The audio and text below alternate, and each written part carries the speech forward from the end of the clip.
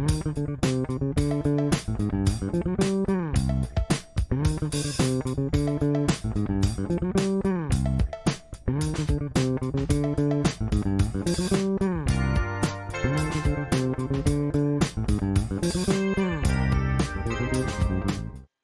everyone, welcome to Gamedev Graveyard. For the ones of you who don't know me, my name is Alex Johansson and I'm a lecturer in artificial intelligence and a science communicator.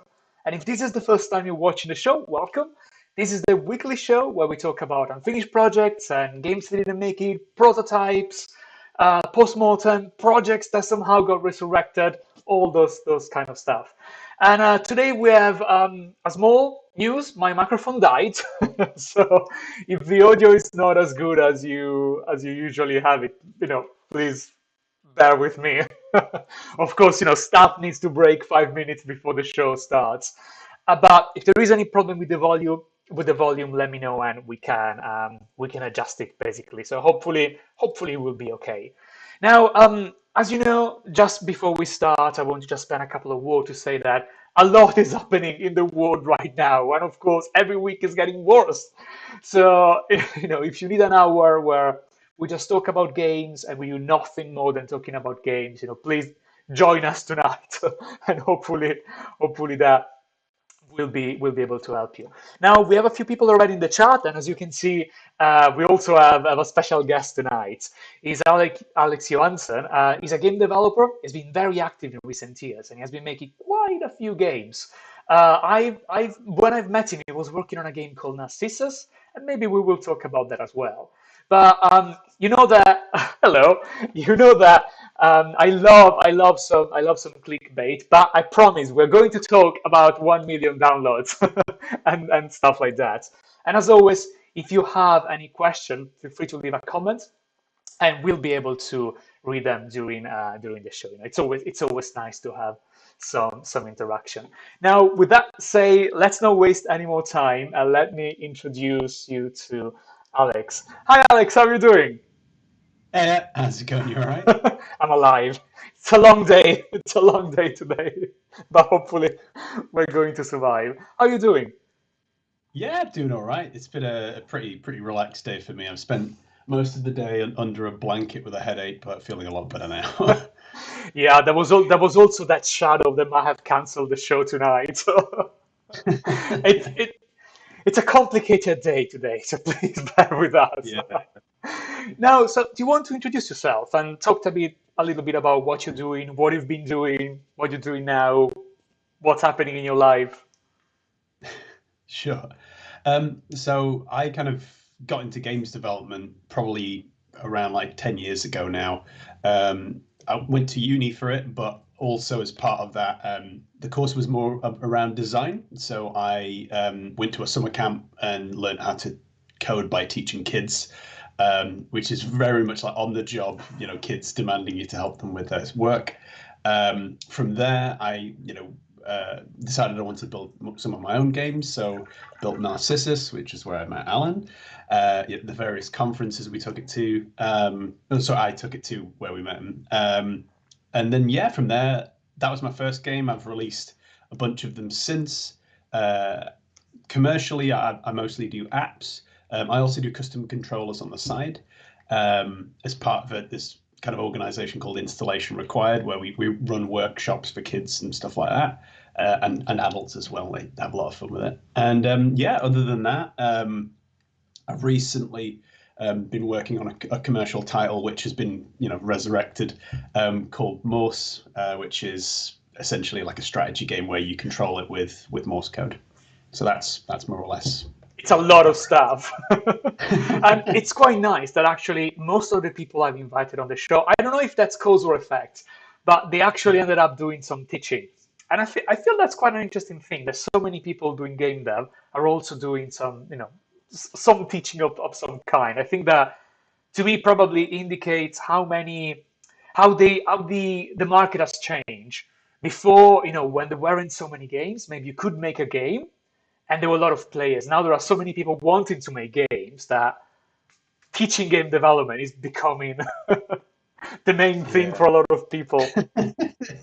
There is some element of kind of Pied Pipery to it, where you kind of, you know, you feel like that you're kind of almost leading people into a career where they're going to end up being teachers and sending you around in a loop. But as I said, for me, it was that teaching got me into programming. So like that's kind of how things started for me. I quite enjoy teaching, but what I usually do is I go in cycles. So I'll teach for a couple of years, and I'll do games development for a couple of years as well. Yeah. So is it like that you hate it so much, then you switch it to one until you hate that, and you? I think it's just kind of keeping it like one thing that is can be a big problem with in academia is making sure that you've got like applied knowledge, and that what you're teaching to students is up to date. And with the games industry and tech in general, like moves so fast that you can be like out of date in a year. So yeah, and then the other side of it, as you kind of alluded to, the mobile and games in general is like incredibly unstable for things like mortgages, or trying to have some kind of some kind of stable income. Teaching is a good way to to kind of balance, even if you are making a decent amount from games, like it's still having that stable job to kind of make people who you want to buy a house from happy. Oh God, let's not talk about buying houses. It's a very sensitive Yeah. topic right now. So that could be a bit tricky. So you mentioned, Yeah. of course, mobile development, and you said that Yeah. apps are, one of the main things that brings you money basically as a developer, and I can sort of see why. And I think that we've been teasing people a lot about the 1 million downloads. So do you want Yeah. to talk us a bit about Corporate Salmon? Yeah, sure. So, Corporate Salmon was the second app that I released. So 2017 was quite a busy year for me in terms of releases. So I think it was Narcissus released in about February. And that made, I think it was about 7 grand. And then from there, I was like, right, this game I've been developing for like 5 or 6 years, on and off whilst I was doing my degree and stuff like that. I want to make something quick. Um, and when I'd been in New York, from when I'd been teaching abroad, I was waiting to run a workshop and needed some kind of game to have like a custom controller for. And I wanted to build like a kind of a floppy controller, so when you kind of slapped it would make something happen on screen. And I figured a salmon jumping up an escalator, with me being in New York, kind of Wall Street and all that stuff. Of course, Yeah, that's the most yeah. natural thing to do, right? Of course. Yeah, and then from there, usually my workflow for games is I build like random little prototypes. They'll sit on a shelf for like a period of time, and then I turn them into actual commercial games. And that was the same with Corporate Salmon. It was a 6-month development cycle, so kind of started in kind of February, March time, and then just worked through to like I think it was like November time or something like that. Because I released on what was it called? Thanksgiving, Oh, like nice. the week of Thanksgiving. So it was very risky in terms of launch when I Was it chose to launch planned? it. Was it planned, or did it happen by choice, by like chance? So you when you submit to the App Store, basically when well, at least back in 2017, you basically gave them a date on when you wanted to launch, and I chose the week before Thanksgiving because I thought, I'll be out of the way, because everyone says it's the date you don't want to go for because everyone's gunning for it. And I actually picked the people want the week before because that goes into Thanksgiving, where the Apple staff aren't in for the day, so it gets an extra day of feature. So I ended up, being, competing with FIFA and all these like massive, apps and companies, which was terrifying. So it could have gone either way, but it got like, I'm pretty sure it was like a third or fourth placement on the US App Store going into Thanksgiving, and the week before that, which was great. Um, and I think it got I think it was like 200k downloads or something like that in the first kind of week and a bit. Oh, that's quite a nice Yeah. thing. So how did it happen? Did it happen because you were doing, some marketing stuff, or people just like, liked the game and they just got it? What do you think triggered that spike? So it got a feature, and as I said, Apple, if you go onto their website, they've got like a feature email thing that you used to be. You'd have like an Excel spreadsheet that they'd send through and you'd fill it out. But nowadays, that you have like a form that you fill out. You give them. Originally, it used to be like 3 or 4 weeks. Then it went to like 6 to 8 weeks, and then it's gone back down to 3 now, which is good. And yeah, you just say when you want to launch, give them a bunch of information. Also say like you as an individual, like what you're doing with your company and things like that, and you know they figure it out from there, and you keep your fingers crossed. It's very much kind of fate of the gods kind of thing when it comes to featuring. Yeah. So is it there like any? So when I'm watching people playing the game on YouTube, I was looking for a video, and I thought like, is this game an actual like a very clever critique on modern like economy, or is just like tap to have a salmon climbing the escalator, or is like a hidden metaphor for there, capitalism, or is like there is definitely like it's one of those funny things that like there is definitely underlying messages about capitalism in there. Like the game itself ends, spoilers, with you being your boss trying to eat you, and it turns out this whole company is just like a method of like funneling workers into the mouth of this giant bear sitting at the top of the tower. So very like so it is literally working. subtle. It is literally a job. Yeah, I got like a really like a really good. I've got it somewhere stored on my computer, but like a very succinct review of like someone being like, "This is the most scathing like modern like critique of political critique." Yeah, but most people just see it as like a fun jumping game, which is it's nice that you can kind of just put that stuff in, sprinkle that stuff on there. Because I think that like when Flappy Bird was made, I don't think that it actually had any really deep meaning behind it. And I Yeah, think that now a lot of clones or a lot of games that are very similar in mechanics, probably they have a spin on it. So I think that's quite nice. So there's another thing that I think it's quite um that maybe it's worth talking about. So when you were launching the game, basically you have been when you announced the game, you have been shown a very peculiar video. yeah. Do you want to talk us about that? I think that people are going to watching it now. So yeah, basically, I wanted to do something fun for when I launched Corporate Salmon because yeah, I thought it was a fun little character that I'd created there, and it seemed like a really obvious kind of stunt to do, to build like a salmon suit, outfit, helmet and stuff like that. There's plenty of escalators in Cambridge where I live. So basically, just try and find one, and then just film me, running or hopping up an escalator.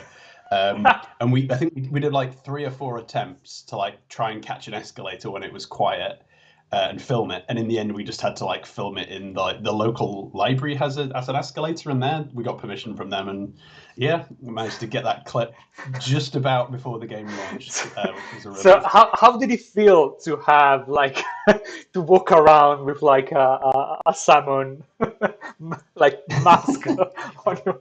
It was definitely getting some, even just in a suit. I mean, you do get people dressing around, walking around in like the kind of the penguin graduation outfits, but yeah, dressing, walking around with like a blue suit with like this giant like head, pink head thing under my arm. because you couldn't see out of it. Like it was pretty much there's no holes in the front. It's just like looking out of the bottom. I can see the danger. I can really see the On an danger of escalator of as something well. like this. So, and It was pretty risky. of course, the next question is what happened to the mask? I'll give it. Oh my God! This is getting really exciting. I'm sorry.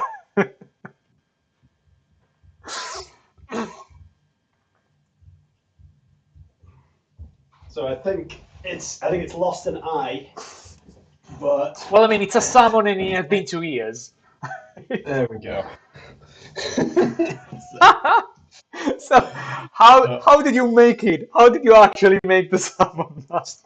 So it's if you look on the inside, it's like I think it's called concrete something. It's like the stuff they make people's casts out of. But yeah, it's like still. Excuse the hair. It's not. I think this might still fit my head. There we go. There we go. So we have Gilbert Moreno from the chat saying, "I want one of those salmon masks." So maybe the next business thing could literally be creating salmon masks.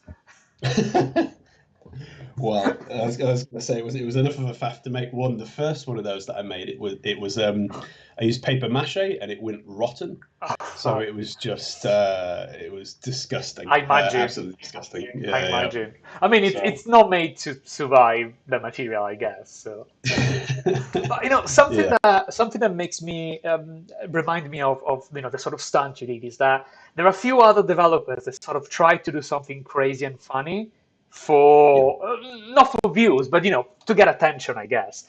And Yeah. I remember I thought immediately when I saw it, Mike Biffel, when he was working on Thomas Was Alone, before he got super famous, he actually did a sort of fake mock-up thing, where basically he was wearing one of those mock-up suits, where they could capture motion, and he was Yeah. as a cube, and he pretended to be capturing like the jumping, Nice. movement, the jumping animation for the game. And I think that That's cute. probably went viral at the time, by the definition of viral, 10 years ago on Yeah. Twitter. But I think that it got a lot of attention, and it sort of reminded me a bit of that kind of thing, I guess. Yeah, and it's there's the viral element, and then some people like just want to do these things for fun. Obviously it's a bit of a line because sometimes it like as long as you're sincere with it, I think people appreciate it. Sometimes like you get like kind of people. It's very like on the nose, and it's clear that they're doing this to try and make a viral hit. Yeah, so I think it's yeah, trying to do something that's a bit more organic is probably a good shout. One that preferably doesn't take several days of construction to. But 2 years after, now we can talk about this as the pinnacle of mobile game development. So something nice something interesting. Let's go with that. That I saw on your Twitter page is that a few days ago you obviously mentioned that Corporate Salmon reach got over 1 million downloads, which I think it's great. It's amazing. It's a sort of like threshold that a lot of developers consider as like, oh, success, 1 million. It's the big number that a lot of people really want to get. So the first question is, how does it feel to get? Were you expecting it, and how does it feel to get to that point? So it's a bit of a weird kind of it kind of slightly undermines the thumbnail, but I've like Corporate Salmon has reached a million downloads, which is cool. But like collectively through my games is around, I think it's approaching 3 million at this point. So you missed that off the thumb, but yeah, but there is. I'm going to change it. 3 million. I'm going to change it. No, leave it as it is. But yeah, it is like a genuinely like humbling thing. Obviously, like I should clarify to anyone that isn't aware, like the games that I make, I don't think I mentioned it in my introduction, but I make free to play games, so I'm not a millionaire.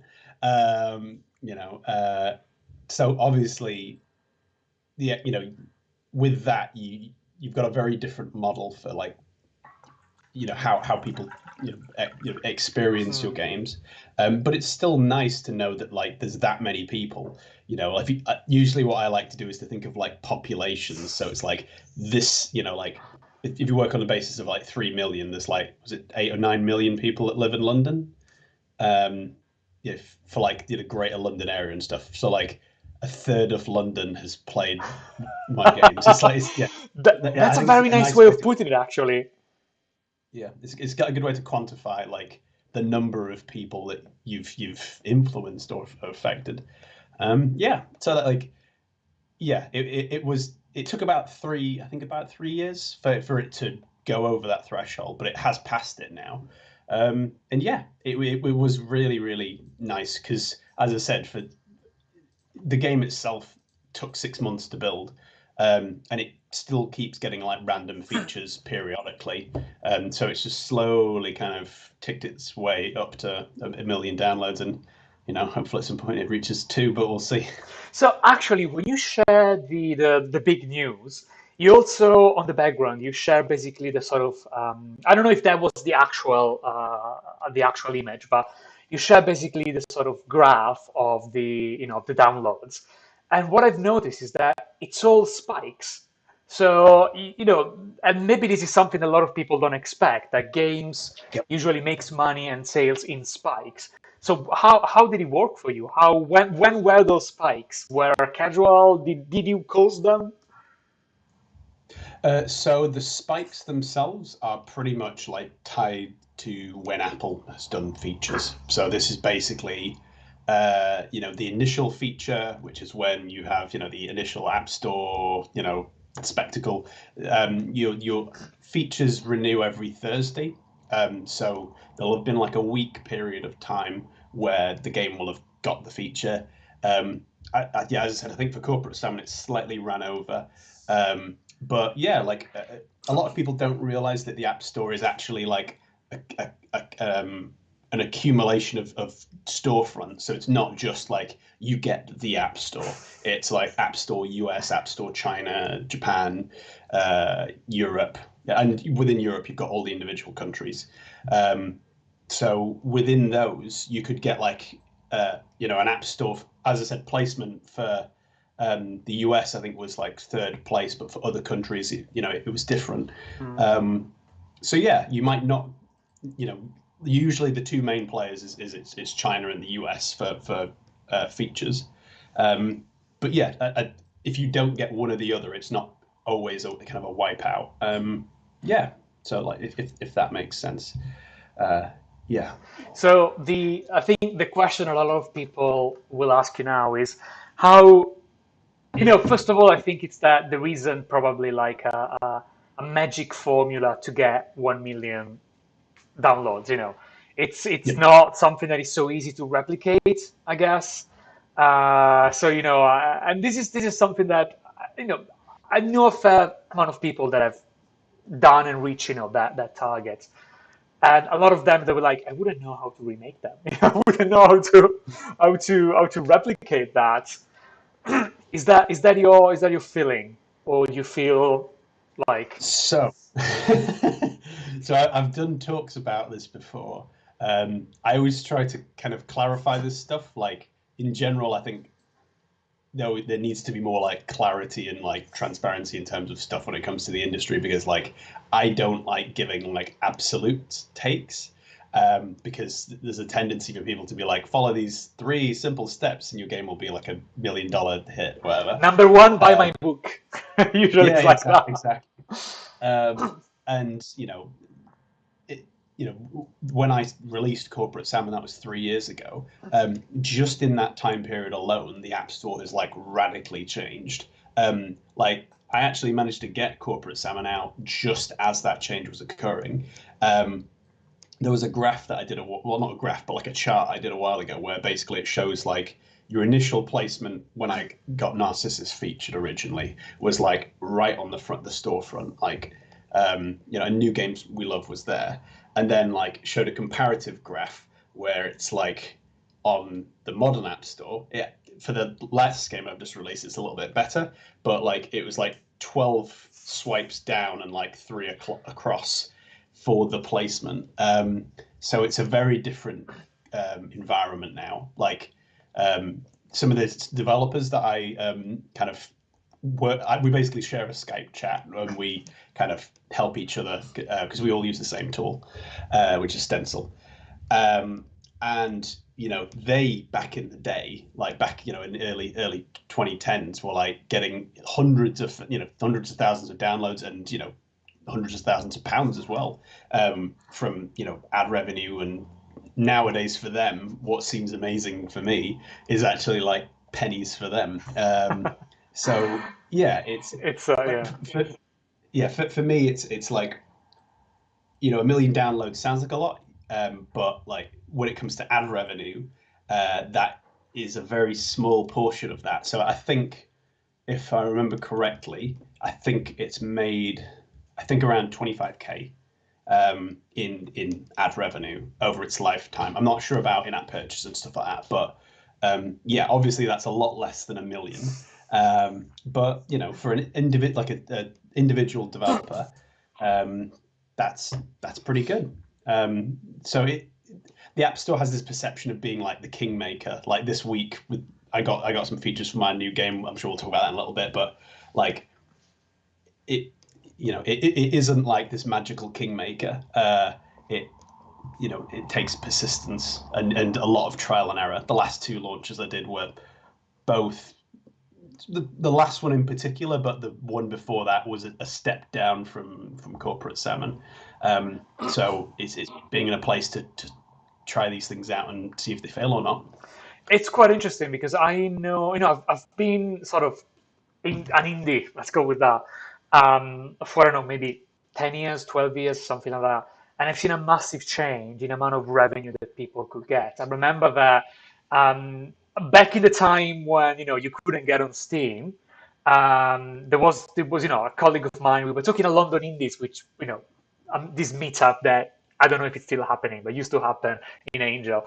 And this guy said, "Oh, I talk with Valve, and if you get if you get on Steam now, you can get like 1 million downloads or something like that in I don't know how many weeks." Which it's insane because at the time it wasn't accessible, so you didn't have a chance. The people who had a chance to enter basically. That was the only thing, there was the only games that were around. You mentioned like, 25K. I know, I have a friend who made a mobile game and I think he made 80K just just with ads, basically. Maybe around the time you were launching Narcissus, or maybe 1 year even before that.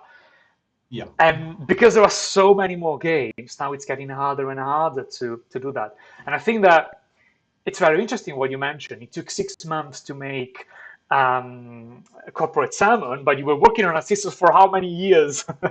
Yeah. So like Narcissus, I consider a success because like the money I made from it, allowed me to move into a property here. When I say move in, I mean as in rent for a year, like covered rent for a year. But realistically, in terms of timescales, it was crap, and that has correlated throughout my different games. So Narcissus was about 5 years. Corporate Salmon was 6 months. Shump was 12 times less, basically. Like yeah. So it was a massive, and Narcissus made $7,000 over, I think 7 or 8 grand. Over that time period, so do the maths for that, and then 6 months, and then 25k. So like that worked out, and then from there, Shump, I think it took 8 months to develop, and that's made about $8,000. So that was a significant down step.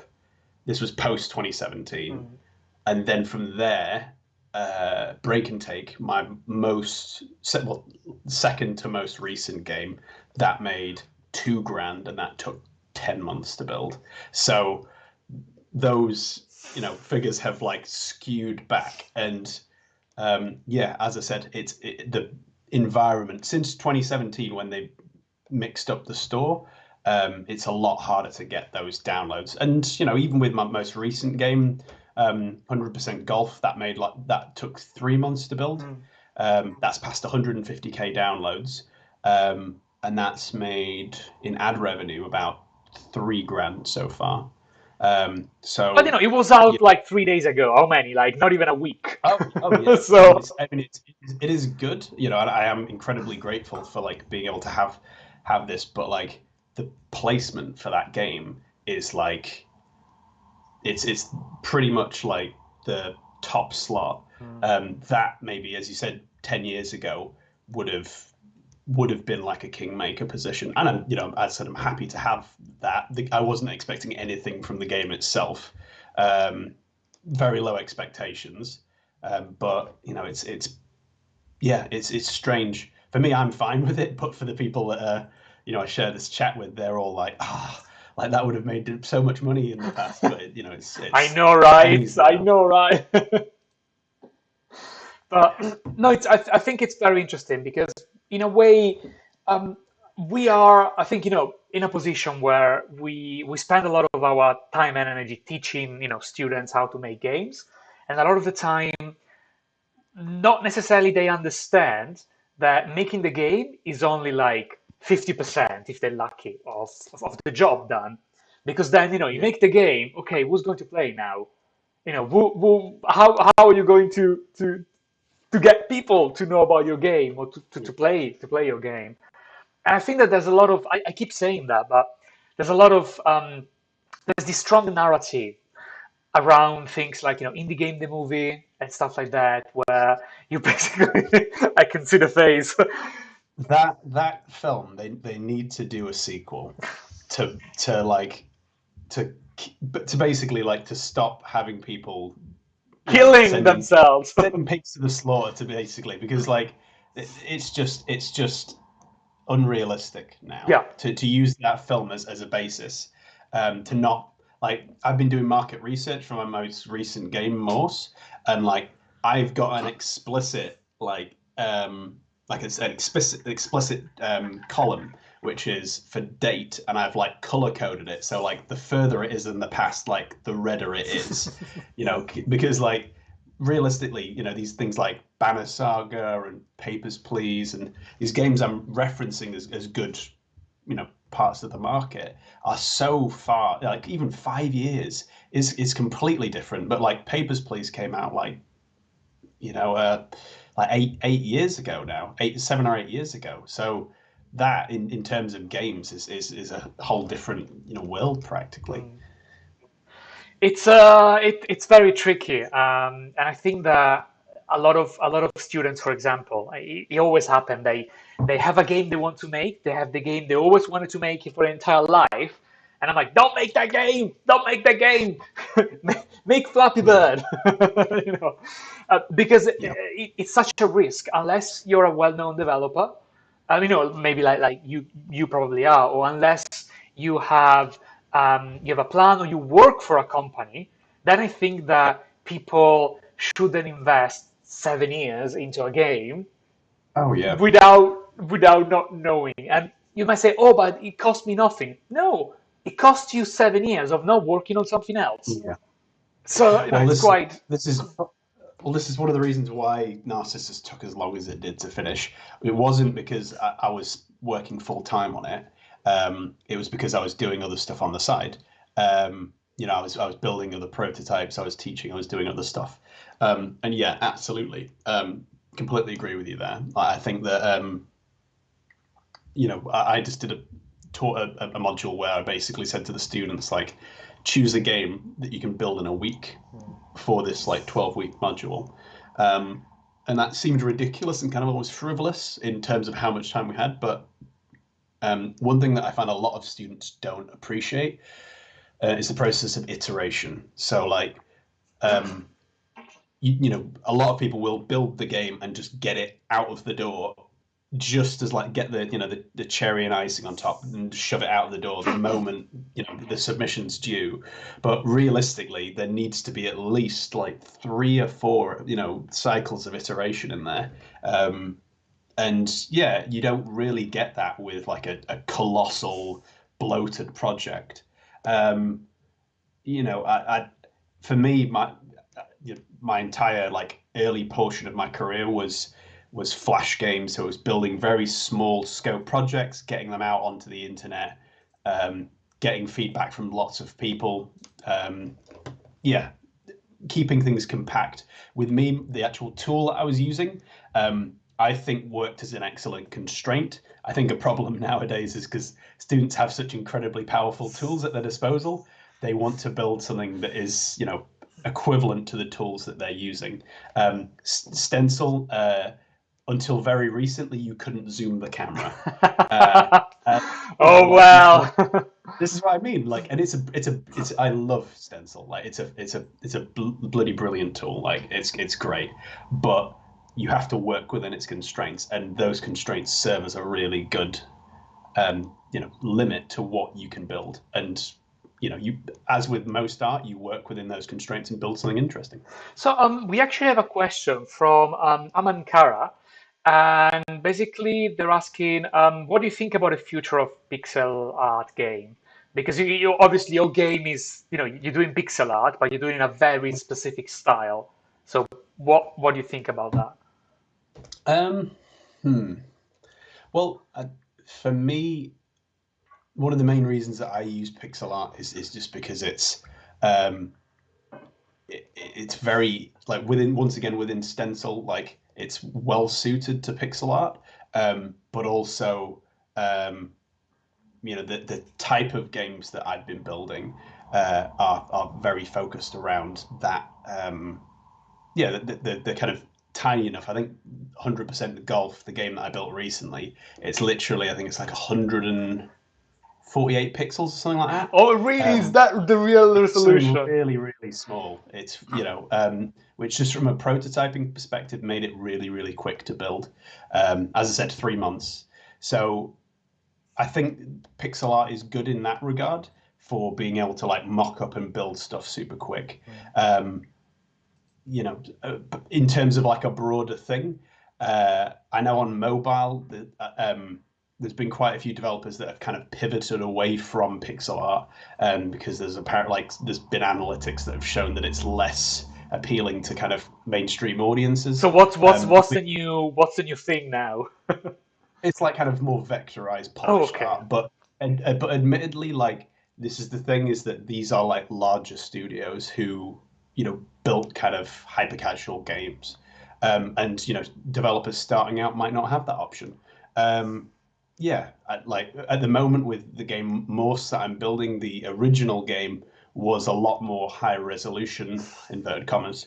Um, but I actually scaled it down artistically to be just 3 colors and like very kind of hard edge pixel art, just because from a style, you know, side of things, I think the player can kind of fill the gaps in terms of you know, how it looks. So yeah, hopefully that kind of answers the question. It's yeah, I think it'll carry on, you know, inevitably, but yeah, it just depends on yeah, whether the audience is still interested in it, because you know, there are people that exist today that like were, you know, even when I was, you know, born or growing up, like pixel art, like 8-bit kind of games weren't really a thing, you know, like well, what I mean by that is in terms of like there was like the heavy push towards like, you know, realistic graphics, but this like artifact of like, you know, arcade era stuff. A lot of my games are kind of like um very similar to kind of arcade style graphics. That, you know, I didn't exist at a time that most of those arcades existed. So yeah, it's a weird one. So you actually talk about you actually mentioned MORSE, which, you know, it's a game that you've sort of worked in the past. I remember playing it at some random game events back in the time, and basically the game sort of died, and now it's been sort of resurrected. So do you want Yeah, maybe to talk a bit about the story of MORSE and its sure, future probably? sure. So so Morse kind of started out like I talked about it, alluded to it a little bit earlier, that I do kind of custom controller based stuff. For anyone that, you know, doesn't know or wants to know a bit more, like custom controller based stuff is all about like building inputs in kind of unconventional ways, to kind of try and not only find new ways to interact with games, but what I find more interesting and compelling is using physical design to inspire digital design. So what I mean by that is like, so this was like the original controller for MORSE, and this was like the original like clothes peg that inspired it. So at a Nice. workshop that I was at, there was just like a stack of pegs in the corner, and I did a bunch of stuff. So I built like a keyboard made of these pegs, like in a row. I did like a Morse code, a transmitter, and yeah, like from experimenting with that tool, a concept emerged. The original game was called Dot Dot Splash, which was just like a replication of battleships with Morse code, and then that evolved into the game. So yeah, like from there, I built it into a Flash game. Once again, I Flash was an incredible platform in that it got the game online very quickly in front of a lot of people that probably wouldn't have bothered to download it. And yeah, I had like over 50,000 plays. Got a bunch of press outlets that covered it, so like Rock Paper Shotgun, the now defunct Kill Screen. Yeah, and there was definitely like a lot of interest there. I took it to some publishers actually with Sam, who was on your last call. I didn't know But you actually knew each other. Yeah, I discovered it yeah, like a couple of days ago. we go back a while. But we were, it turned out that things didn't work out as we hoped, and at the time as well, I had this kind of like existential panic where I'm like, because this was pre-Narcissus launch, so I was like, I've never released a game before, and I'm like talking about these like insane amounts of money that like, and when I say insane, like this was me, 5-6 years ago, like the idea of paying someone like getting a budget of like 30-40K to build a game when I'd never released a game before, like commercially, just seemed bonkers. So in the end, what I did was I just basically said, like, I'm not ready to build this game. And yeah, sat on it for 5 years, built a bunch of commercial apps. Like I've released six apps in that time period, and now I feel kind of equipped to build the game. In terms of timing, obviously, it's a bit of a bizarre time to have gone for it. I went for the UK Games Fund, and yeah, they gave me a budget, and I've assembled a team of people to work on it, and things are going to be really kicking off soon. Now that the app's out of the way, my marketing's done for the summer. Yeah, and like everything is just about to line up to go into like full-time development on it. And yeah, I've been kind of transitioning with it over to Unity, which has been kind of an interesting process because obviously I've used Unity for like little kind of experimental projects and stuff like that, but for commercial stuff, this is a first-time experience. So yeah, it's going to be interesting to see where things go. So, how was your experience with moving from something like Stencil, that is super like pixel art, pixel perfect, very easy in that kind of sense, control over single pixels, to stuff like Unity, where basically you're delegating everything to this mysterious magical box that does thing. How Yeah. how does it feel not to be able to control single pixels anymore? It's been a kind of a weirdly humbling experience because like there's always been that question of when to jump, because I've wanted to move from Stencil for years. I think I as long as I live, I'll probably end up still using Stencil as a tool because it is for anyone like getting started in games development. I think it's better than Unity just because, as I said, you've got those constraints. It's drag and drop based code, and it's very straightforward. Well, I But think we should remember people that your Twitter handle is Alex versus coding, yes, yeah, yeah. so And, maybe that's a and my hint. background, yeah, and the background of that is that I am not a programmer. Like I didn't train to be a programmer at university. This was all learned whilst teaching kids in the States and then learning it off my own back. So yeah, like the transition to Unity was always going to happen at some point, but now I've got like commercial justification to do it. And yeah, like the thing that I've kind of found most kind of irritating so far, like there's an amazing amount of stuff that I can do. I love being able to kind of do stuff with the camera, as I alluded to before, like being able to move stuff in 3D space, zoom, and experiment with field of view and stuff like that. But yeah, like just kind of stuff that is just kind of a given by like developers that don't even know to tell new people about. So stuff like the layering system on hierarchy being from like bottom being the highest layer and top being the lowest layer, like that I spent like probably 20 minutes trying to figure out, just because like that doesn't make any sense. So yeah, like figuring out all of the quirks of the tool, as it's the same with stencil, you get used to it after a time, but there's just more to kind of absorb. um, yeah, and I hope that through this process of developing this game, that I in time I will become as competent with Unity as I will with stencil. Because there are like 3D games I wanted to build, but I pledged to myself that I would never, and this is like I would never build a commercial 3D title until I'd had like a successful 2D one, like kind of significantly successful 2D title. And that should kind of tell you, in terms of how things are commercially, like I don't think I've hit that threshold yet of to justify the exponential amount of work that's required in a 3D project. And even with Morse, I've kept most of the assets 2D because I don't want to get into like 3D modeling and collision. Like, oh, none of that stuff. None of that stuff. So Yeah. it's really interesting because the sort of borderline clickbait. I mean, it wasn't clickbait. We talk about that, but, let's Yeah. say it Yeah. was like attention grabbing maybe Yeah. Sure. title. It was like over 1 million downloads. Over 3 millions actually. Yeah. Yeah. And yet you're talking, very humble, but also you're saying, "Oh, I haven't made a successful 2D game." So the question for you and maybe for the people that are listening as well is, what counts for you as a successful game? So where is your threshold? Do you have a number? Do you have an amount of revenue? Do you have amount of copies? Do you have amount of press release? Do you have a number of awards won? Where do you set your own bar for this?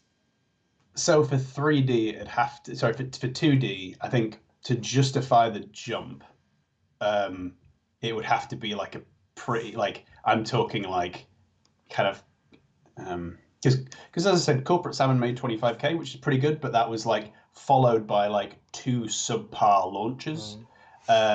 So if that had been followed by, let's say, two equivalent games, so I'd made like 75K, probably would have gone for a 3D game afterwards. But it's the kind of the inconsistency that kind of put me off it.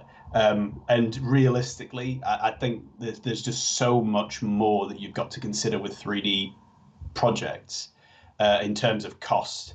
I've known of studios that have like built predominantly 2D based games up till a point and then moved, been like, oh, let's be a bit more ambitious, move into 3D and then like collapse. Just because there's just so much more to do. And if anything, just the high threshold would be just to compensate for how much more it costs.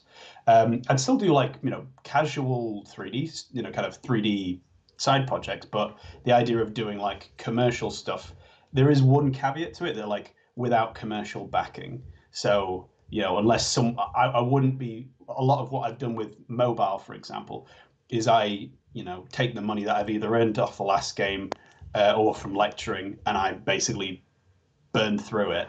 I wouldn't do the same with my own money for a 3D game, just because it's unless, as I said, there is a game that has done exceptionally well to justify that development. It's just I don't think it's worth the jump. With Morse, it's as I said, I'm doing it 3D, but it's like literally just a 2D game in 3D It's space. 2D. It's 2D, Yeah, effectively. yeah, exactly. But no, I think it's a very good advice. The fact that basically you won't spend your own money out of your pocket because I know a lot of people that have done that and they've lost that money. Doesn't mean that what they created wasn't good. That's a different thing. Yeah. But if you're talking about money, then you also want to make the money back. Otherwise, it's a hobby. It's an expensive hobby, as I always call it. So it really needs that money needs to come from somewhere else. If it comes from you, knowing how easy it is for those kind of games to not necessarily to fail, but not to recoup. Let's go with that. It's a very dangerous move that I would not advise to anyone, especially if they don't have a background, I guess. And we actually have a comment from Sam Reed. Hi Sam, asking, do you have similar threshold for supporting multiple platforms and languages? So I often get asked if my games are going to come out on Android, and this is kind of like, it's something that I've wanted to do for a really, really long time, but I just haven't seen the numbers to justify the kind of transitioning over, or at least even considering it as a platform. I am reaching that point now where I'm actually, as I said, with MORSE, I'm intending to kind of shift towards more I want to build something more ambitious now. So porting my games would be a natural kind of source of revenue, but up till now it's always been like, is it worth the faff of getting it on there? There's stuff like, you've got to list like a public address on your storefront. Like, so unless you've got like an office Physical, space, like a physical one. it's a very public thing to have to do. It's whether I want to do that. There's lots of, the App Store has lots of hoops that you've got to jump through as well. But like, ad revenue is worth, you have a bigger audience, but ad revenue is worth less on Android. A friend of mine, they earned, I think it was like 40K from iOS. The iOS launch, they earned 0 from Amazon launch, and they earned, I think it was about 450 from Android. Nice. So pretty nice surprise, yeah. gap. I will get to Android at some point, and I think it's silly to not even consider it. Like at the moment, I'm putting my games to web at the moment because there's still money in that. But it's easier to do that than it is to do Android. So with Stencil, you can actually deploy on different platforms like you do in Unity, right? Is it because I don't use Stencil, so I'm not familiar with how it works. So the actual like you don't need to rewrite the game from scratch, right? That's not okay. That's much better. So it covers desktop, mobile, and web. So it doesn't cover consoles or anything like that, but apparently they have got like there's a porting company that has managed to get the first Stencil game on consoles, which is how? Exciting. Which console, first of all? So it's got this PlayStation, Switch, Nice. Xbox. So it's like proper commercial platforms. Very nice. And apparently it's done okay. So it is an option, but that's a lot more faff to get it on there.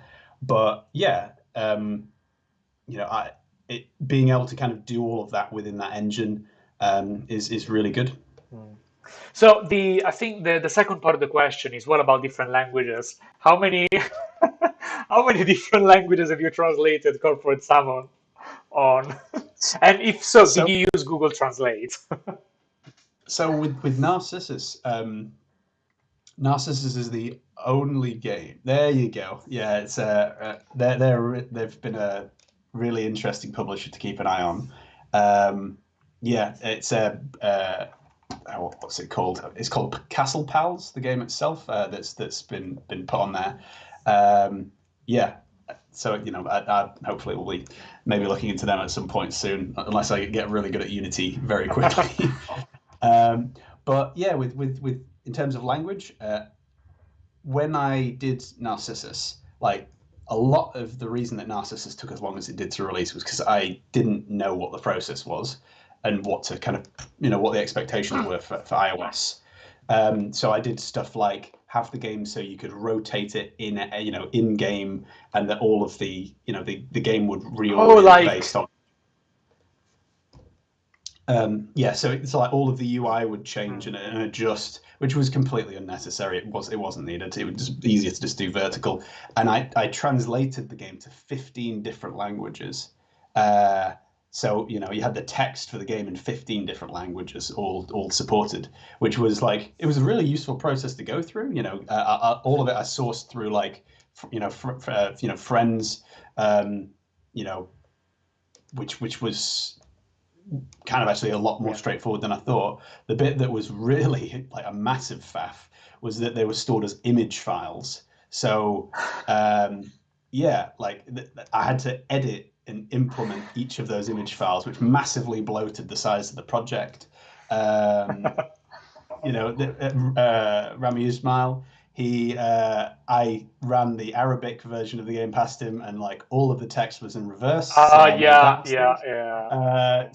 that had to be fixed, which involved editing like everything, 20 images. So I did that for my first game. The easier option is to just do symbols and to do icons, because that's universal, and the majority of people know that. The best thing to and once again, take these things with a pinch of salt, but from what I've been told by other developers, the thing that you're better localizing is the actual storefront descriptions. So making sure that people, see an actual name in their language and a description in their language, so they can, find the game. That's kind of a little bit more better on mobile for like funneling people towards your project. So you sort of triggered bad memories when I was working on Still Time for PS4 and PS Vita, and beside that being a traumatic experience on its own, I remember that we had to do the games in English, French, Italian, German, Spanish, maybe ethics. English, French, yeah, and I managed to get a lot of the translation done with people I knew. Not all of it, but the big chunk, because you always have a Spanish friend and you always have a French friend. You can sort of get it. But then the real issue was that Sony, by requirement, I don't know if they still do, but I think they do. They wanted the store of the game in like 15 or 20 languages, including Arabic, including, Lithuanian. I don't know. I'm making it up. But so many languages. And for that, I didn't know so many people. So I just need to actually pay a company to do game translation, which also turns out not to be as good as I was hoping for. Because probably it was a bit of text, a bit of out of context. So it was very stressful. Translations are very stressful. I mean, it's the same with Apple Arcade as well. You've got to, if you want your game on there, you've got to get it translated into 15 different languages. So it's a lot of work. But obviously these companies wouldn't exist for localization if it wasn't worth doing. And obviously, if you've got the ability and the labor or the capital to do it, it gets it out to more people, and it makes them feel kind of represented.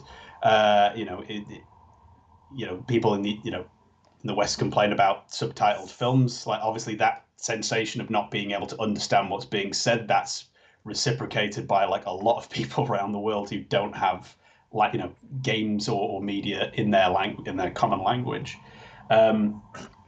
With Morse, it's going to be a very interesting one, because there's the language of the game, and it's another one of the terrifying things is it's a narrative game, and narrative games like scare the hell out of me in terms of making them, because there's like so much more branching stuff to deal with. But like from a language perspective, there's the initial problem of the text of the game, but Morse itself, there's like several different interpretations of Morse internationally. So there's stuff like Chinese commercial code, which is completely different to what conventional Morse is, which is basically where you enter like words, and there's like 2,000 words that make up the Morse code, and you interpret them through the kind of standard dot dot dash structures. Or there's like Russian, where you have, oh God, what is it? You basically have like sounds. So you're not actually writing words, you're kind of almost writing syllables. Oh, Uh, oh, nice. so it's just like like localization for that game is going to be it's going to be But the interesting. thing is, Whether do we you need to do that? Is it necessary to do I, that, or can you just leave it in like English with like Russian subtitles? I think so. I think that's probably what, because contextually it makes more sense to have it be, because it's about conflict in Europe. So, having English and German, Hmm. um, in terms of they're the main. I think they're the main two different, what's the word, variations within kind of Central Europe. Um, but the other end of it is that it does open up some kind of very interesting avenues for potential spin-offs. So doing a version of Morse where you learn Russian Morse, or Because why there's not? Who doesn't need to learn yeah, Russian most, right? franchising. So does when you were talking about all the stuff you've done, all the games you've done, it sort of reminded me of the story that everybody says about Rovio, that before making Angry Birds, they've done like, I don't know, 30 games that flopped or something like that. And you've actually been working on so many games. Now, I'm going through your itch.io page, and I think he only has a selection. I don't even know if it's all of them. I don't Yeah, think so. Um, there's a lot that, like, if you actually look, I might post like a GIF afterwards just for context, but there is, I think, probably about 10 times the amount of projects displayed in my actual dashboard that I've uploaded on there than actually is displayed on itch.io. It's like very much like tip of the iceberg. that's an actual selection, of the stuff, the Yeah. stuff that we have done. And Yeah. we've been talking about Morse, we've been talking about Flash, but there's one aspect I think that for me it's super super interesting, super meaty, but we haven't really explored.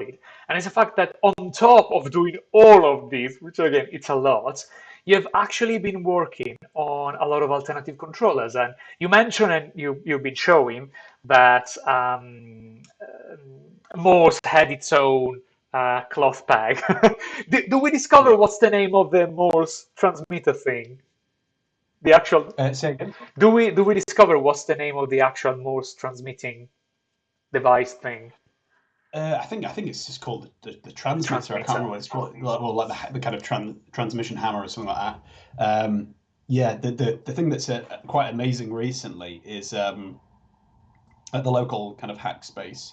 There's a kind of a chap there that was quite enthusiastic with Morse, as a project, and like he just kind of casually mentioned like, oh, there's some headphones going on eBay that are like from the, I think, like 1920s, which would be good for your project. And I was like, oh, that sounds good. Nice. He's like, you should put a bid on them. I'm like, okay, that sounds good. And then like forgot about it. And then like I think a couple of weeks later, he was like, oh, I got you those. And also let me see if I can find the picture of it. I've also like made you like a Morse code, like proper Morse code hammer. Here we go. I'll Nice, try to find nice. share the image. So like this is made of like metal and like properly like machined, and then he's like adapted these headphones Oh, that's so so sweet. they're actually working with like modern computers and stuff, which is just like, Hmm. is just It, amazing. it, it is amazing. So I'm going through a video now, basically that shows a lot of the different controllers you've been doing with installation required. And I was going through the pages, and some of them are amazing. So do you want to talk a bit about installation require and alternative controllers, and how is that working? Sure. So yeah, like I've probably been building kind of custom controllers for maybe 5 or 6 years now. I got like a makey kit for Christmas a good few years ago, and like I posted a GIF, um, that kind of Christmas day where I had got some ski goggles for Christmas, and I like put on the ski goggles, and I put like a screwdriver through the middle of like a cardboard box and was like steering it whilst there was like a little kind of space game on screen, and like everyone was convinced that it was some kind of new VR model. Oh, I It's love just that. I like love stuff that. like Yeah. that would be And cool. basically But for the people that are watching and don't know what Makey Makey is, it's basically this sort of weird electronic board that you can connect to virtually everything, including bananas and tinfoil and metal objects and plant leaves. And basically, when you touch them, it senses the difference in capacitance. Yeah, exactly that's what. That thing. And so you can have everything that is mildly conductive working as a More button. or less, yeah. Which is yeah, it's very very useful for like iterating stuff, and yeah, like the kind of whole kind of foundational things of like installation required is that when you go to a lot of these conferences, you've got like a lot of like really dull like keyboard and mouse setups. Yeah, when there's so much effort put into the audio, the visuals, the narrative, procedural elements of the game. The fact that people don't even think twice about the setup. When the feel, what buttons you're pushing. It's just bizarre. The analogy I always give is like when you go to a music festival, or you go to a concert. If you go see Take That, for example, you want the giant animatronic elephant, you want the, I don't know, the clowns, or whatever, I can't remember, but fireworks and stuff. Like you want the spectacle, you want something that is unique to that experience of going to the conference or the expo. So it makes sense to experiment with this stuff. So yeah, me and Katie, we've been doing stuff with it. Obviously, a bit quieter at the moment because of reasons. But yeah, we exhibit kind of things of wonder. So we did a game called Vaccination, which was like a physical kind of giant board that you injected with. Let me see if there's a copy of it knocking around. No, there isn't. But yeah, you essentially kind of injecting this giant board with like medicine to try and save a patient. And yeah, we've done all sorts of other kind of weird kind of controllers and interfaces that, in particular, like really gels well with the public and kind of non-conventional audiences. Because you can either make a game more abstract and more unusual in its interface. You can also make it more familiar. And what's nice is that you'll sometimes get people come up and they won't recognize a controller, but they'll recognize like a syringe controller or like a joystick that's a bit more recognizable, as you'll probably be seeing in the footage on screen. And then the other side of it is from an educational perspective, where giving people kind of the tools and the knowledge of how to do this stuff and breaking down those kind of barriers and fears of not being able to understand technology, by like running workshops where we get huge sheets of cardboard and materials and stuff and get them to like build like Flappy Bird wings that they can control Flappy Birds with, or steering wheels or dance mats, or completely unique interfaces. And I think it's really interesting because, as you were mentioning, sometimes you're playing a game and the language that you interact with the game breaks the illusion of being there. For example, like press space to open the door. Yeah. Maybe you get, the keyboards become like extensions of you, and so you don't feel it. But maybe it doesn't work. And then, you've been reminded by seeing controlling, on screen that it's not the same interaction. And there are a lot of games where you control spaceships, robots, where you would love to have that kind of sci-fi, kind of movement. And Oh, think for about it. sure. Imagine if you have to drive your car using a keyboard. How awkward would that be, actually? How awkward would that be? So, it's nice that, it's nice having controllers that are custom made, and also I think that they can be really cool, especially for things, for example, like for kids, because I know you were a few years ago you were actually working on. I remember you were working on the VNA. There was a sort of like evening, and you were surrounded by kids and a lot of tinfoil and Yeah. cardboard, and you were using it to help kids making cool controllers and cool things out of cardboard and tinfoil. And I think that something like this is super super powerful, and it has the potential of getting kids interested in a lot of different technologies that they wouldn't otherwise be interested. And I'm a big fan, for example, of Arduino. I love Arduino. Yeah. I've done millions of things with Arduino, but the problem is that Arduino it's so tricky to use, and you need to know Yeah. electronics, and you break it. Stuff like Makey And there's a Makey, lot of things that can go wrong. yeah, stuff like Makey Makey.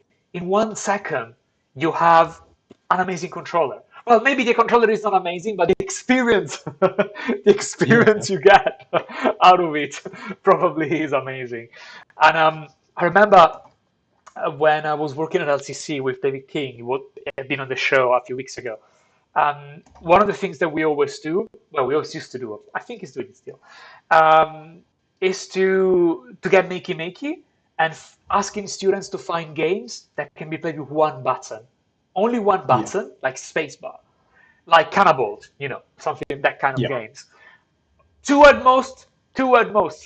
And using Makey Makey to build a weird controller with the materials they have. And usually, I remember that the night before, I go and buy stuff like bananas and marshmallows, and all the kind and jellos, and all the kind of materials that somehow are conductive, so that people can stick electrodes in it and have stuff working.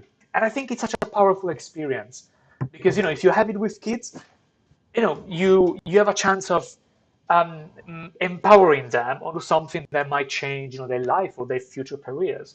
So one question I wanted to ask you is, how was your experience of working with kids? Something you mentioned at the beginning. And personally, I'd rather set myself on fire than than working with kids. It's a strong statement. That's fair. It's an understatement. What is your experience with that? I think that's reasonably valid. Like there's certain ages that people like. The thing for folks to keep in mind is that like when I was teaching kids, this was in like the context of like a summer camp. So like the kids that were at the summer camp were there and they were engaged and they were like wanting to learn. So that's a very different environment than like teaching it at primary school or even at secondary school, which I've done. I've done research where I've gone into schools to teach this stuff, and it's very different in terms of environments. It is very rewarding. I think it's terrifying in some ways because having a barely sentient child of like 7 or 8 build a game in 3 weeks. I learned to program when I was 20. So if they retain some of that knowledge, they're like it's like kind of Terminator style, where like they are gonna like in 20 years just completely blow everyone out of the water. I actually found out specifically today, a former camper that I taught at the summer camp Devon. He has actually gotten to. I mean, we follow each other on Twitter, but he actually told me today, so there's a bizarre coincidence, that he's actually studying, games design at university. Nice. And, specifically said, your workshops, kind of inspired me to, or at least partially inspired me to go for it. And he was amazing in terms of stuff that he was producing. Like oh God, I'm trying to remember. Like he in the space of 3 weeks built 3 games, I think if I remember correctly. And they were like proper, like decently polished games, and each completely unique from, the amount of innovation that comes from kids is actually like kind of staggering. A lot of them want to make kind of platforms and stuff, but like they're less. There's a kind of a problem in the industry where a lot of games are kind of recycled concepts, and with kids, there's a lot more kind of creative, willing to kind of make stuff that's kind of incomprehensible To us. conventional audiences, but is something new and bold, so to speak. So I found it, obviously, I wouldn't be a programmer or be able to program without that experience. I think if you can make the time to teach kids, I think it can be massively rewarding. I think there's a mismatch at the moment where we need to be getting more programmers into schools to teaching kids, because teachers, to be blunt, don't have the time to learn these curriculums as thoroughly as they need to be able to teach them. Like both my parents are teachers, and to be able to learn the amount of knowledge that's required to program is when you've got like 7 or 8 other topics that you need to teach is just ridiculous. That there's no way you can do it. But So to me, it's not even that the biggest problem. It's the fact that I remember having teachers that were doing subjects they were not passionate about, and I'm sure this has happened to everybody. Everyone probably has that at some point on some subjects. And sometimes I'm wondering, maybe I hate subject X because my teacher didn't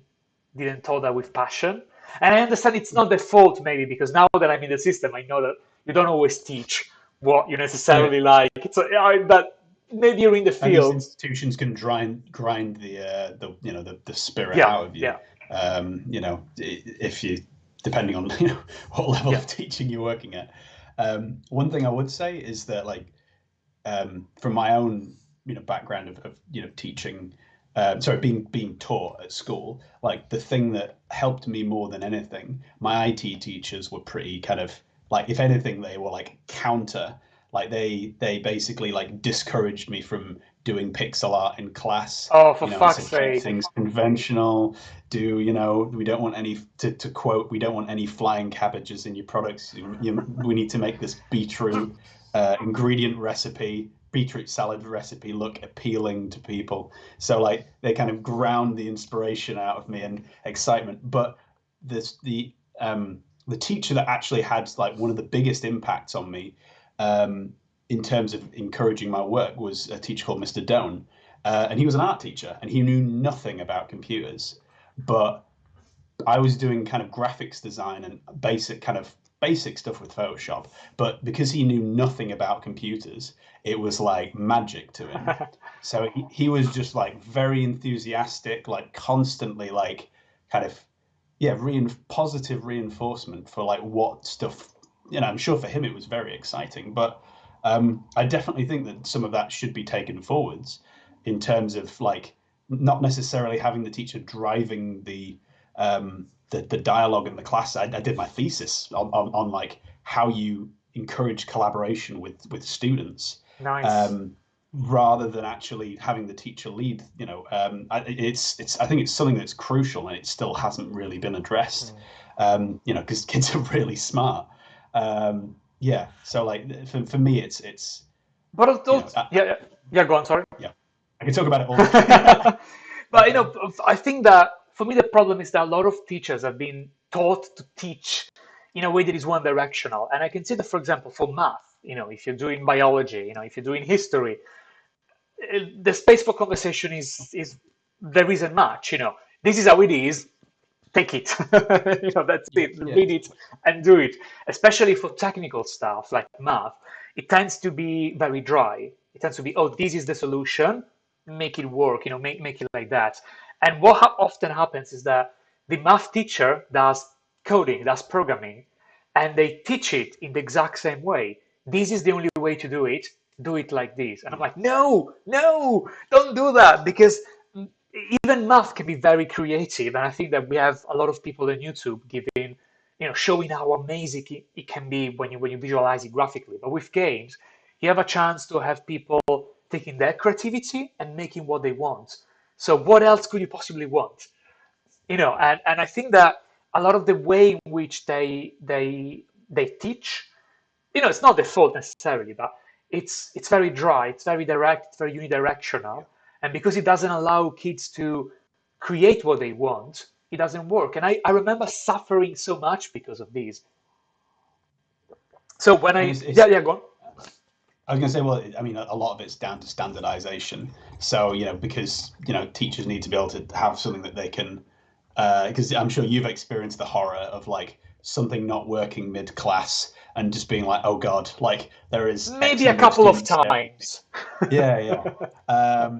But so that experience, in particular in a topic that if you don't know anything about or very limited knowledge about, your power, like all kind of control over the classroom can like evaporate like that if the students think that you don't know what you're doing. What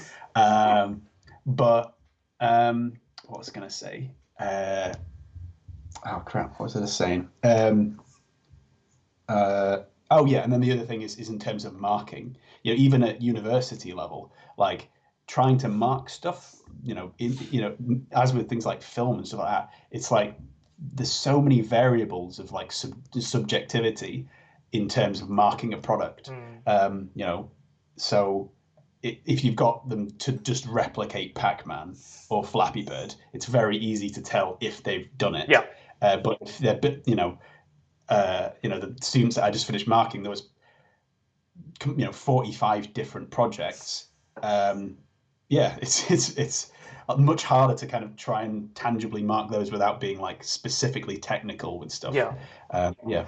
But the thing that I most when I was learning, for example, coding in school, is that I Oh, wasn't. Alan, I you. sorry. Oh, oh, your voice is just cut out. Oh, sorry. Uh-oh. Can you still hear me? Yep. Okay. Yeah, Yeah, I don't know. yeah. Maybe my connection is exploding. I don't know. Um, but yeah, so the thing that I suffered the most when I was a kid that studied coding is basically the fact that okay, the teachers wanted us to do X. That was boring. Maybe it was like a database for cars, and I was like, oh, for fuck's sake, don't. And then I was making something very creative, and they were like, oh, but it's not what we asked. Fuck you. I don't care. I don't. It's more than what you asked. It's not what you asked, but it's more. So fuck it and let me do it. and, and I think that the worst is discouraging a kids from being creative in a context where it's creativity. Their creativity could lead them to a better understanding and to to be more proactive. So if you discourage them, whether it's in art, whether it's in coding, whether it's in electronics, stuff like that, you're making such a big mistake because you're destroying probably you're tainted what they really like. And I think that there was a time where I could have not ended up making games because of this.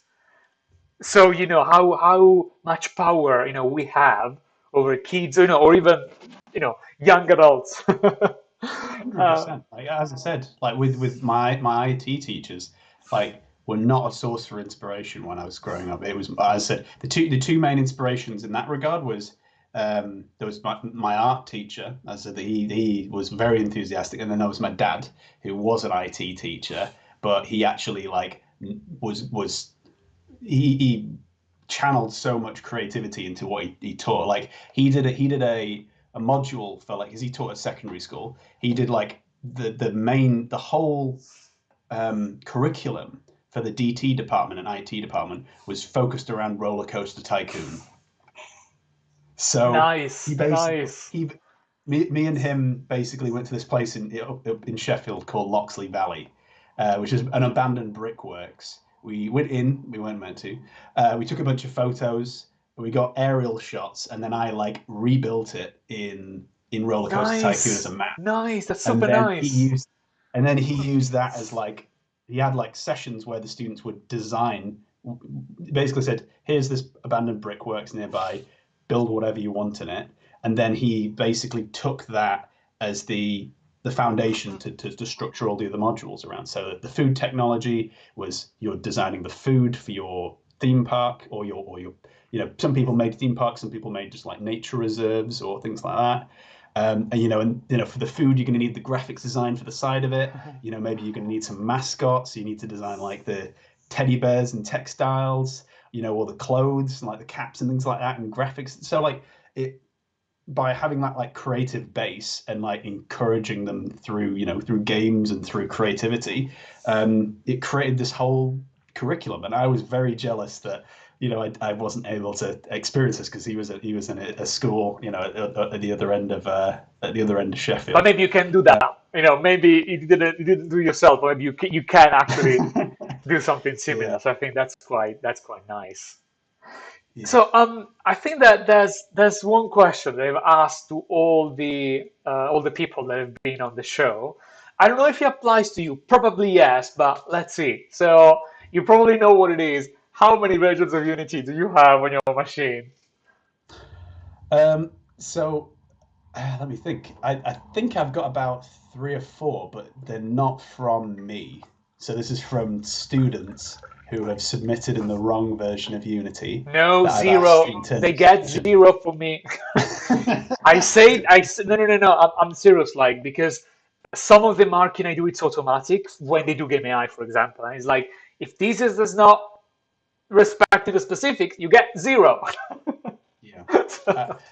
I've tried to be a little bit generous with it given the current circumstances, but yeah, it is frustrating. When, like, in particular, it's just like one student, and I think it was for last semester. It was Unity, Unreal. I was teaching with. So for that, it's like huge. These huge things you've got to download, and then you find out that it's the wrong version of Unreal. It's just infuriating. So yeah, probably may well be down the line that I end up having to download more versions because of MORSE, but for now it's just the one. So in the meantime, while we keep chatting, if people have questions, feel free to write in the chat, and we can address them. As you have seen, Alex is very open about his development cycle and his numbers, and it's something that is very rare. Not many game developers can or want to disclose numbers as precisely as you did. So I think it's a good opportunity to get hold of you right now.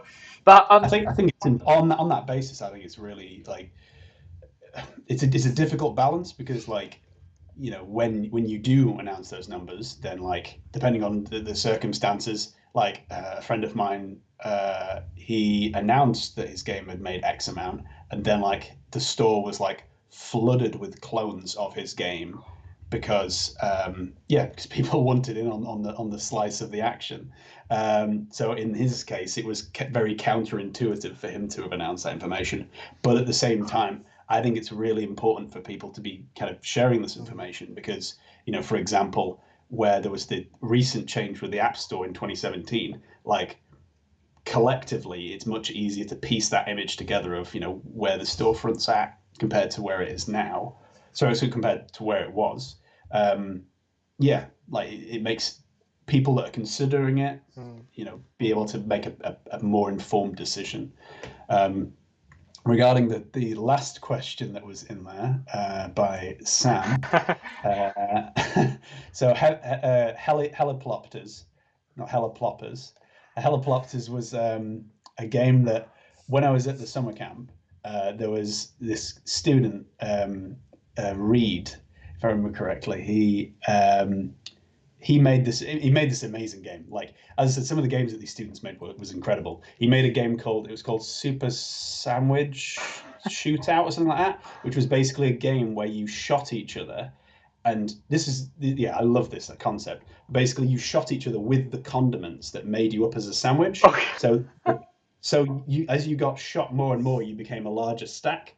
And when you reached a certain point, you became delicious, and this giant like hand shakes down from the top and grabbed you and pulled you off the stage. We need to play that game. We need that game. That game needs to. We need to see it. Yeah, but with Reed, we came up with this concept. Like, I basically had this game Heliplopters that I wanted to make, which is basically it's the manifestation of like the shit hitting the fan, but multiplayer. So you have like a bunch of people flying around naked, crapping on each other, and like trying to like land a crap on like someone's propeller blade as they're flying around with these propeller backpacks. And like that, he really wanted to see that game built before he left to go home. So I like the night before he left, I like furiously like got this game built in time, and it was a lot of fun to build, and haven't published it for some reason, but it's a good time now. Maybe it could be the next big thing. Who knows? For sure. Well, I mean my other game, Hold It In, that was a flash game where you're a kid in the back of a car like trying not to crap themselves. I think I remember that. I think I might have seen something on Twitter, maybe, or am I imagining it? It's a couple of years old, but like I had like YouTubers cover that, and they had a lot of fun with that. There was like at least a couple of like a couple of big YouTubers covered it, which was completely caught me off guard. So maybe that's I should lean into that niche, but no, probably not. So I think that maybe a more appropriate sort of follow-up question to the Unity one could be, how many makey-makeys do you have? So we've got, because we ran a lot of workshops, we've probably got around maybe like 20 or so, maybe more, I'm not sure. But we basically, when we run workshops, we have like a very specific format. I don't have any of them assembled at the moment, but we usually have these we have like an Android tablet embedded in like a laser cut arcade cabinet. Nice. And then they have like makey-makeys attached to them. And then there's like 3 or 4 like pre-made games that I've built that are on Android. So get excited, everyone. So like there's like this little kind of, oh wow, that's coming through as pink. So it's like this little cute little asteroids. Oh whoops, just push the off button. But like there's like 3 or 4 pre-made games that they can play, and yeah, like they, as you said before, keeping it to like 2 or 3 inputs. And then people can make all sorts of exciting stuff with those. Yeah, that probably answers your question. I think we have a lot.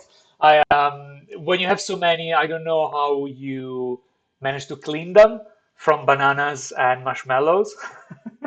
Well, I was But going to say, that's a problem so I've been having, in class, to well, be honest. one thing, a shameless plug here. So, I mean, we can't do anything about it right now, but Katie, we had a very brief conversation about vaccination, but I usually build like the kind of as you saw in the videos, like really crap, like cardboard based naff Yeah. prototypes. Katie is the one that like turns them into like gold, basically. She's like really talented with like using CNC machines and all this amazing technology. And yeah, like in the case of the makey-makeys that we have, let me just try and remove it from here. She's made these like custom cases to like protect the makey-makeys, Nice. because obviously we work with kids, so like it's extremely easy to like just bend them and break the components off. So Those little dirty hands. Ah, disgusting. yeah, just destroying the circuit boards. Yeah. Exactly. Yeah.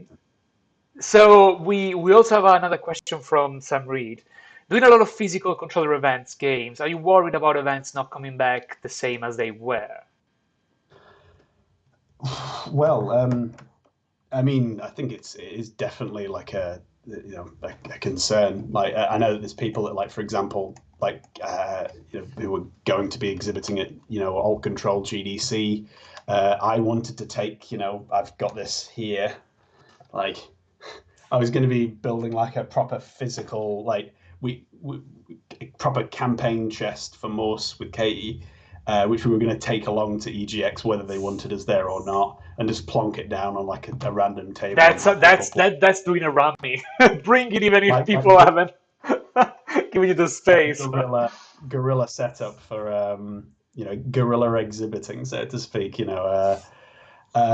So that whether that's even possible in the foreseeable future is debatable. The other element of it regarding physical controllers, the reason that this hasn't been assembled into a proper cabinet yet is because our hack space is closed. Yeah. That may be, I think that they're trying to figure out something so people can go and use machines once it hits a certain level of safeness. But yeah, it's one of the things that I am grateful about games regarding, because I've been self-isolating since like March. February. So being able to like digitally produce something and distribute something, is amazing compared to friends of mine that work at the Hackspace who predominantly work in like physical products and physical prototyping, and they can't do anything right now. So it's I'm grateful that this medium, you can distribute stuff and produce stuff without having to be chopping stuff up and milling things, and yeah. So yeah, hopefully that answers the question. No, yeah, I think it does. It's a bit of a stressful situation. We also have a question from Arman Kara. Which architect did you use for golf game? Event passing system, object-oriented programming, model view control. It's a very technical Uh, one. which one did I use? Which architect? Event passing. That is a good question. I don't even know what half of those things are. Well, I mean, it's done in stencil, so Yeah, it's probably it's done in stencil. some event So, handling, I guess.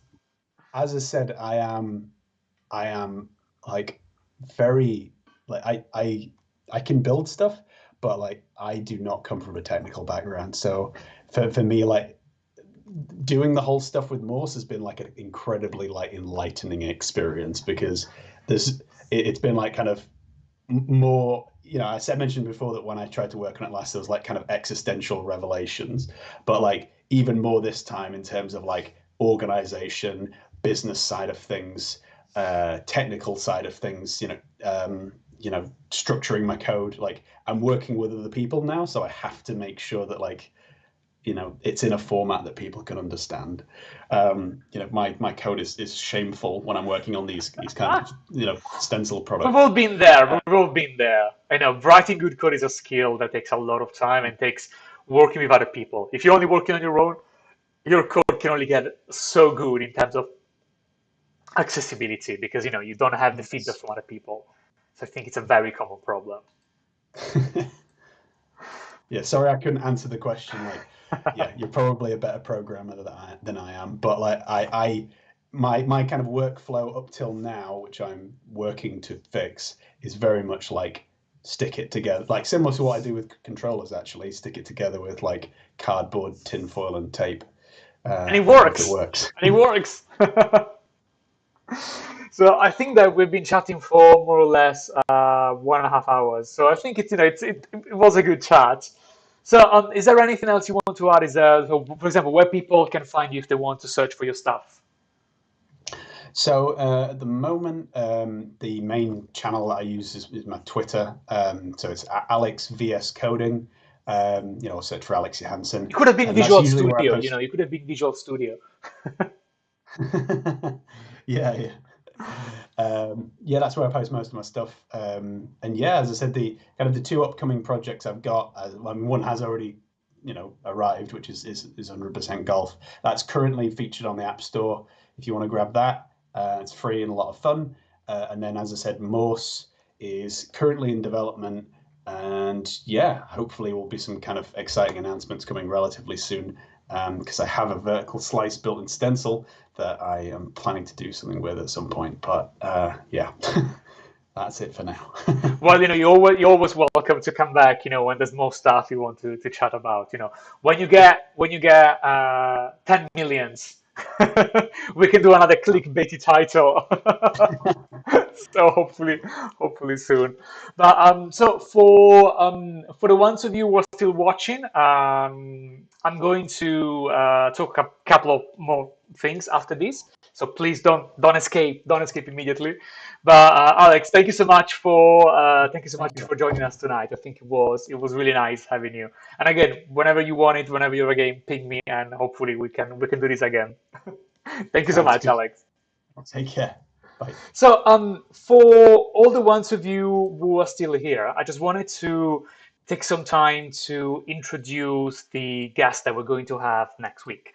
So it's Rosa Carbo Mascarell, and she's an amazing game designer. And she's a very well known as well. She's doing a lot of events. She's a lot of speaking. She's doing a lot of work advocating for mental health and women in games. And she's another developer, 30 under 30. She was nominated as one of the top 100 most influential people in the game industry in 2018, according to Game Industries Biz. So it's going to be quite an interesting challenge.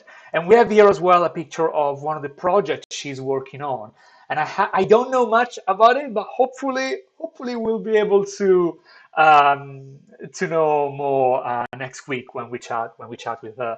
And as always, if you have any questions, feel free to leave them in the comments down below, and I will be more than happy to collect them and ask them to next week. Or you're welcome to be in the chat as well, and then hopefully we can do that. That being said, before leaving, there's one final thing I very very quickly want to show you, and it's the fact that, as you know, I've been working for the longest time to properly launch my sort of first proper video on YouTube. And okay, I mean, those are proper videos, I guess, but they're live videos, so I think it's a bit of cheating.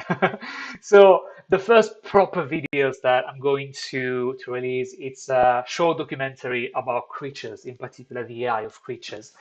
I've been obsessed for the longest time with AI in games, so I'm trying to sort of do something very similar to what Tommy Thompson is doing, but on a much smaller scale. If you're interested in learning about the AI of creatures, it's a game from 1996, and also interested in knowing how no other game has ever done to recreate and to get something as advanced as creatures did, then this could be a good time. It's premiering 4 days on the 22nd of June, 7 p.m. BST. So I will be in the chat. Feel free to join, and hopefully we can talk about that as well.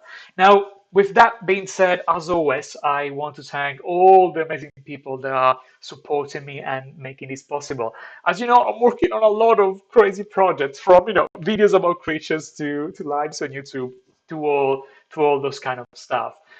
These would of course not be possible without the support that I have from those amazing.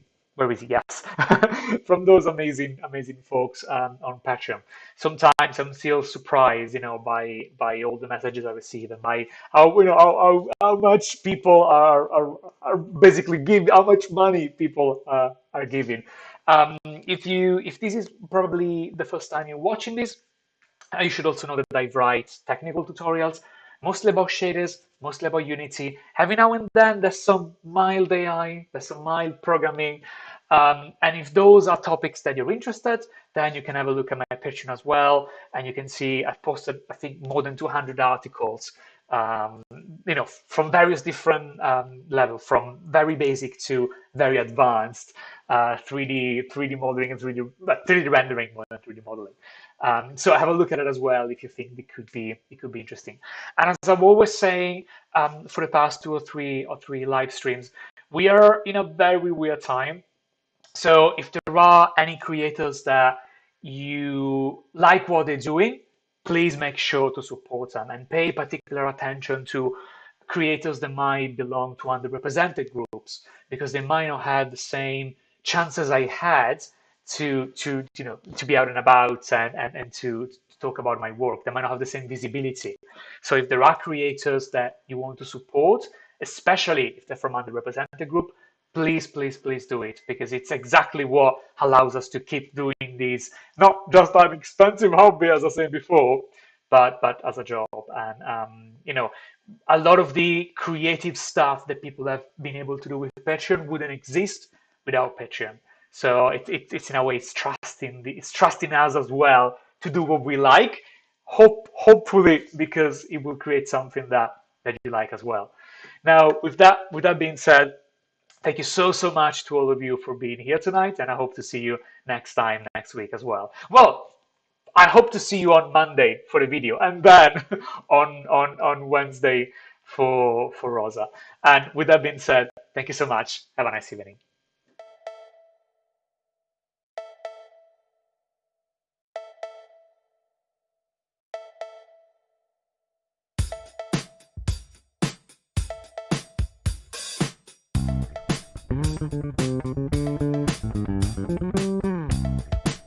Thank you.